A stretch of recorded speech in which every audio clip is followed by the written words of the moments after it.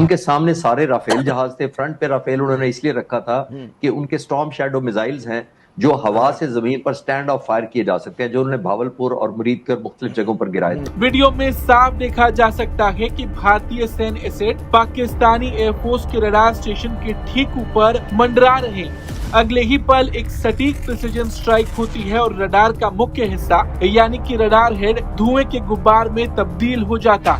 ये normal visuals नहीं है, ये बहुत खौफनाक विजुअल्स हैं। ये इतने खौफनाक विजुअल्स हैं। एक उनका टारगेट ये था कि पाकिस्तान के अंदर आकर गिराएंगे। आज पहली दफा चाइनीज ने कंफर्म किया है कि हमने पाकिस्तान एयरफोर्स को इंडिया पाकिस्तान जंग के बीच में सपोर्ट किया था। ये देखें हमने भावलपुर हमला किया, ये देखें हमने पाकिस्तानी जहाज मारे, तो हमारी डोमिनेंस है और पाकिस्तान को हमने न्यू नॉर्मल पर सेट कर लिया कि इंडिया कन्वेंशनल वॉरफेयर में हमसे बहुत आगे चला गया। हमारी इकोनॉमिक डिफिकल्टीज ऐसी थी, कभी किसी से $1 अरब उधार मांगते थे, कभी दूसरे से मांगते थे। इस बदलते स्ट्रेटेजिक लैंडस्केप के बीच में एक जो नाम है वो तेजी से ऊपर कर आ रहा है, वो है प्रोजेक्ट कुशा।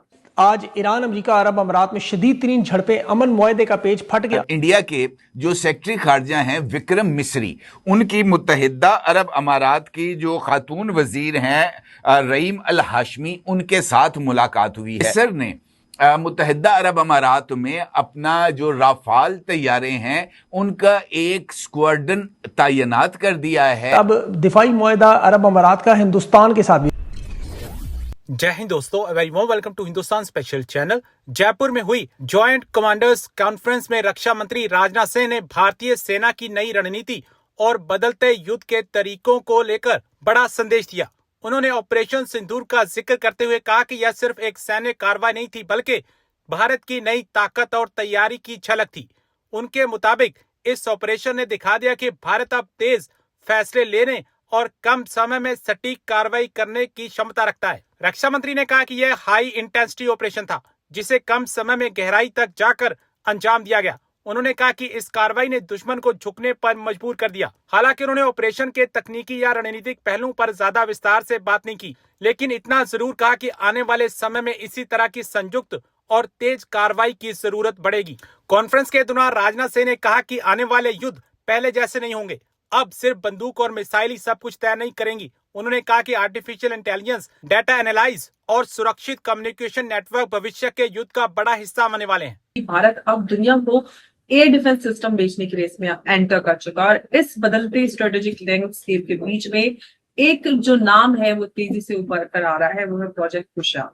रिपोर्ट्स की हम बात करें तो भारत के indigenous long range air defence programme project Kusha में दुनिया के 7 से 8 देशों ने इंटरेस्ट दिखाया है और भारत सरकार ने इस एम्बिशियस जो प्रोग्राम है उसके लिए लगभग 21,700 करोड़ सैंक्शन किए हैं और ये जो इसके ट्रायल्स हैं वो करेंटली चल रहे हैं।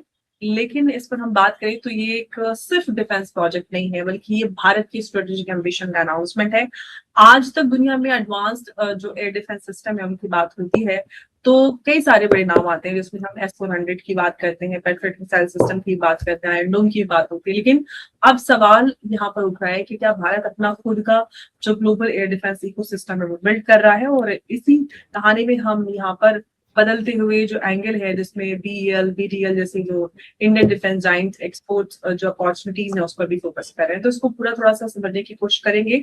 और हमारे पास बात करने के लिए आज इस शो में मौजूद हैं lieutenant general Dushyant Singh, DG clause. Sir बहुत स्वागत है आपका। जय हिंद, नमस्कार। जय हिंद अंबर जी, आपको नमस्कार और आपके ऑडियंस को भी नमस्कार, प्रणाम, जय हिंद। बहुत धन्यवाद सर, जय हिंद।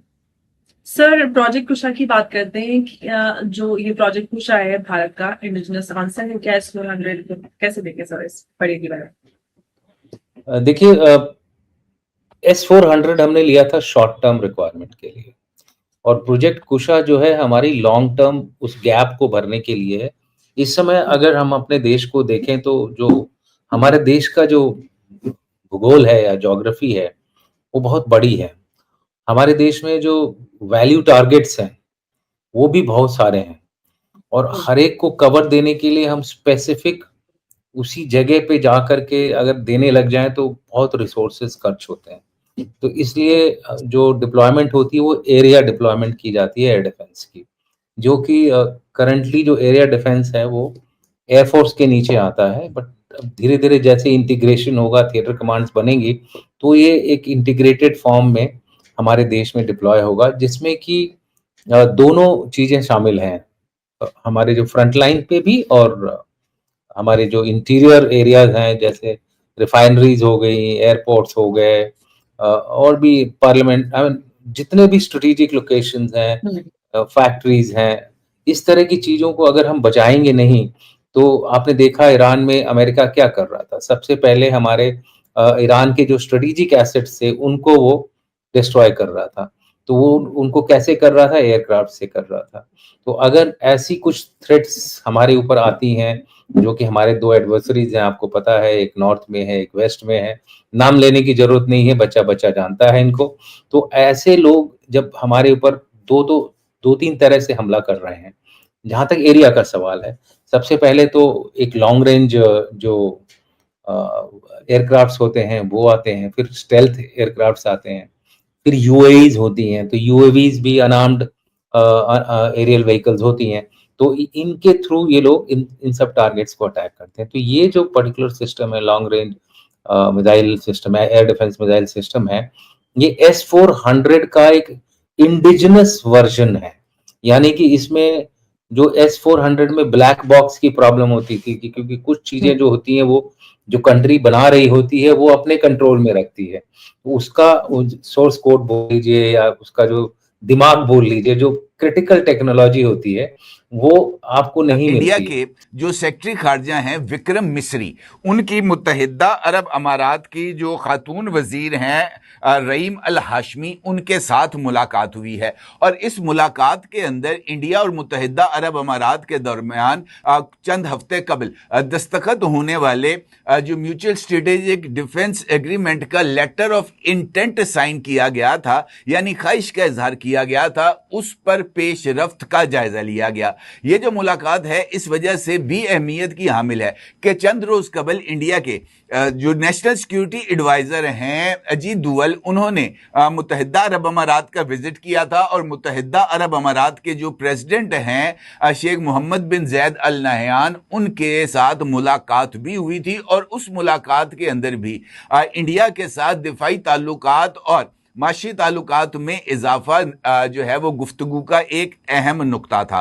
अब अगर हम मौजूदा हालात पर नजर डालें, बल्कि अगर मैं गुज़िश्ता 12 घंटे के दौरान होने वाली डेवलपमेंट्स पर आपकी तवज्जो मबजूल कराऊं, तो इन मुलाकातों का जो पर्सपेक्टिव है वो हमारे सामने खुलकर सामने आ जाता है। गुज़िश्ता 12 घंटे के दौरान अमेरिका की तरफ से ईरान के ऊपर हमले किए गए और ईरान ने इन हमलों में मुत्तहिदा अरब अमारात को भी मुलव्वस करार दिया। एक और खबर भी मुत्तहिदा अरब अमारात से सामने आई और वो मिस्र के प्रेसिडेंट फतह अल सीसी की मुलाकात थी मुत्तहिदा अरब अमारात के सदर मोहम्मद बिन जैद अल नहयान के साथ।